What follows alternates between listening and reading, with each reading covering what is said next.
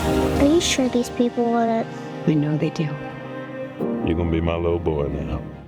Alone, neglected, and even abused, children forgotten in the foster care system find a home in an unlikely place. More than 400,000 children are in the foster care system in the United States. Some are passed from house to house and shelter to shelter. Many end up homeless. A new film aims to highlight this vulnerable population and how churches can play a role in helping them. Sound of Hope, the story of Possum Trot, follows Donna and Reverend W.C. Martin as they inspire their rural Texas church to embrace children in the foster care system that nobody else would take. Overcoming many trials, 22 families ultimately adopted 77 children. Award-winning actor and producer Demetrius Grosse portrays Reverend Martin, a Baptist minister, in Sound of Hope. He recently sat down with us in our DC studio and shared how he hopes this film will inspire others of faith to help children in the foster care system. Demetrius, thank you so much for joining me, and congratulations on the release of Sound of Hope. It's a powerful film, hard to watch at certain times. What drew you to take on this role? I think just the story, the legacy of Bishop W.C. Martin and First Lady Donna Martin. It's a true story. They banded together the 22 families that adopted 77 of the hardest to place foster care children in the foster care system in East Texas. And you know, when you get an opportunity to portray such heroes, you if you have a heart, so to speak, you can't turn that kind of opportunity down. I think acting, art,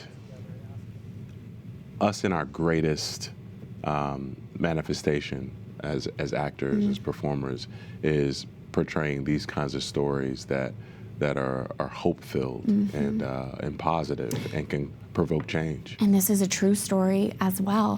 What did you know about foster care and the foster care system going into taking on this role, and how does that compare to what you know now? I'm curious about what you learned and what surprised you the most. Well, I didn't know much. You know, I didn't come from a foster care scenario growing up. So I had to do a deep dive into my research and, you know, realizing that there are over 400,000 children just in the U.S. alone that are still waiting to be adopted. And just looking at the horrible statistics about child trafficking and incarceration rates and how our orphan crisis matriculates into those awful systems. And so to me, this felt like a cause movie, and it felt like a great movie cinematically. You mentioned how many children are in the foster care system, and they're so often hidden, kind of out of sight, out of mind in our society. This is a powerful movie, but it also feels like a call to action. Absolutely. Do you hope and do you think, in your opinion, that more local churches should take on a mission like Bennett Chapel did in Possum Trot, and should reach out and take on foster care children? I think so. I think the beauty in this story is, while Bennett Chapel is categorically a Pentecostal Baptist church, the call to action in this film is non-denominational. And I think it's important for us to realize that this is not a religious film. It's not a faith-based movie, but it is in fact a faith-fueled movie. Faith, belief, unfettered, unconditional love is at the bedrock of this story. And it really takes all of us, regardless of our denomination, regardless of our creed even. This is a film that we feel so proud to bring to the world, because if you have a heart to help, if you have a heart to elevate our communities and better our children's futures, you're going to feel something and be changed when you watch this movie, regardless of whatever denomination you are. You know, really powerful insights that you just shared. And I understand you were baptized Catholic. You went to a local Catholic high school here in Washington, D.C. St. Aloysius Gonzaga, pray for us. All the time. How did that formation lend itself to your preparation for this role as a Baptist bishop, as a Baptist minister? Well, at Gonzaga, not too far from our studios here, you know, we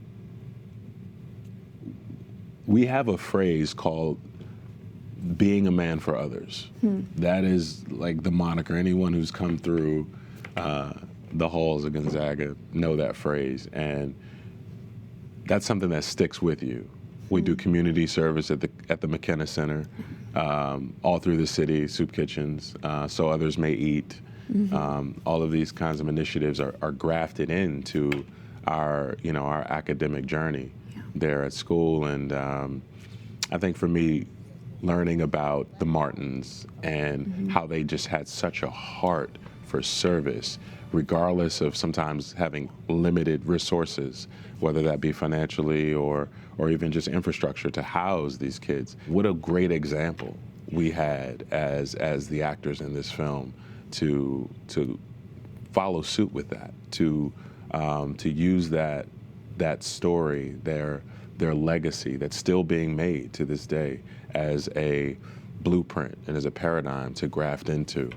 We were fortunate in that, to have such a powerful legacy being our North Star that we were aiming at when we were making this film. And a great example for us all. Demetrius, thank you. Thanks, Catherine.